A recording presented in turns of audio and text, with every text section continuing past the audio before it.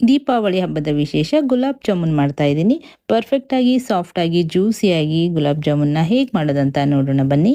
ಇವತ್ತಿನ ಗುಲಾಬ್ ಜಾಮೂನ್ ನಾನು ಖೋವಾ ಬಳಸಿ ಮಾಡೋದ್ರಿಂದ ಸಖತ್ ಸಾಫ್ಟು ಮತ್ತು ಜ್ಯೂಸಿಯಾಗಿ ಬಾಯಿಗಿಟ್ಟರೆ ಕರಗೋಗುತ್ತೆ, ಅಷ್ಟು ಮೃದುವಾಗಿರುತ್ತೆ. ಮೊದಲಿಗೆ ಗುಲಾಬ್ ಜಾಮೂನ್ ಮಾಡೋದಕ್ಕೆ ಪಾಕ ರೆಡಿ ಮಾಡ್ಕೊಳ್ಳೋಣ. 2 ಕಪ್ ಅಷ್ಟು ಸಕ್ಕರೆ, 2 ಕಪ್ ಅಷ್ಟು ನೀರನ್ನು ಹಾಕಿ 5-10 ನಿಮಿಷ ಇದನ್ನು ಬೇಯಿಸಬೇಕು. ಜಸ್ಟ್ ಅದು ಸಕ್ಕರೆ ಎಲ್ಲ ಕರಗಿ ಮುಟ್ಟು ನೋಡಿದ್ರೆ ಎಣ್ಣೆ ಥರ ಅನಿಸ್ಬೇಕು, ಅಲ್ಲಿವರೆಗೂ ಅದನ್ನು ಬೇಯಿಸಿ ಸೆಪ್ರೇಟಾಗಿ ಎತ್ತಿಟ್ಕೊಳ್ಳಿ. ನಂತರ ಒಂದು ಪಾತ್ರೆಯಲ್ಲಿ 500 ಗ್ರಾಮ್ ಅಷ್ಟು ಖೋವಾ ತೊಗೊಂಡಿದ್ದೀನಿ, ಪ್ಲೇನ್ ಖೋವಾ. ಅದಕ್ಕೆ 100 ಗ್ರಾಮ್ ಅಷ್ಟು ಪನ್ನೀರ್ ಹಾಕ್ತಾ ಇದ್ದೀನಿ. ಮತ್ತು ನಾನಿಲ್ಲಿ 100 ಗ್ರಾಮ್ ಅಷ್ಟು ಮೈದಾ ಕೂಡ ಹಾಕ್ತಾ ಇದ್ದೀನಿ. ಮೈದಾ ಮತ್ತು ಪನ್ನೀರ್ ಹಾಕ್ಕೊಂಡು ಖೋವಾದಲ್ಲಿ ಚೆನ್ನಾಗಿ ಮಿಕ್ಸ್ ಮಾಡ್ಕೋಬೇಕು.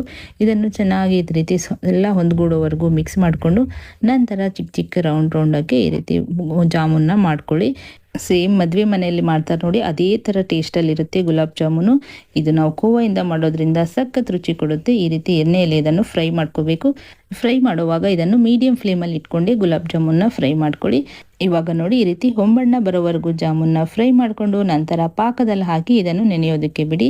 ಮಿನಿಮಮ್ ಒಂದು 2-3 ಗಂಟೆ ಆದರೂ ಪಾಕದಲ್ಲಿ ಜಾಮೂನ ನೆನೆಸಬೇಕು. ಪಾಕ ಎಲ್ಲ ಹೀರ್ಕೊಂಡು ಸಖತ್ ಸಾಫ್ಟಾಗಿ ಸಖತ್ ರುಚಿಯಾದ ಗುಲಾಬ್ ಜಾಮೂನ್ ರೆಡಿ.